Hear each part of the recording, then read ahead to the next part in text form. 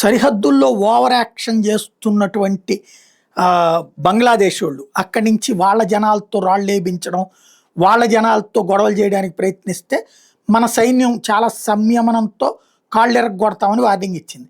ఆ తర్వాతన మన ప్రజలు వచ్చి బెంగాల్లో ఉన్నటువంటి ప్రజలు అవతల వాళ్ళకి వార్నింగ్ ఇచ్చారు, మీరు ఇక్కడ కనుక ఓవర్ యాక్షన్ చేస్తే మీ అంతు చూస్తామని. వీళ్ళు కూడా కర్రలు కత్తులు పట్టుకొచ్చేటప్పటికి మనల్ని ఫెన్సింగ్ వేయకుండా ఆపడానికి చేసినటువంటి ప్రయత్నం విఫలమైంది. తద్వారా ఫెన్సింగ్ పర్ఫెక్ట్గా వేసుకుంటూ వచ్చాం.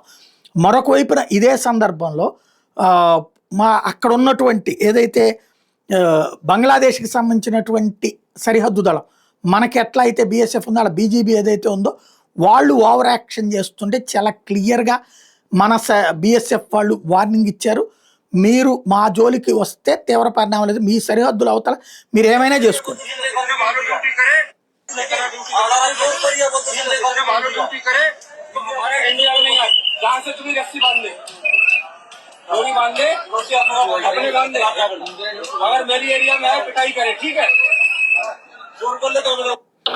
నీ సరిహద్దు లోపల నువ్వేమైనా చేసుకో, మేము నీ జోలికి రావు, మా సరిహద్దు నీదంటే కాళ్ళు ఎరగొడతామని చెప్పారు మన బీఎస్ఎఫ్ వాళ్ళు వాళ్ళ బీజేపీకి.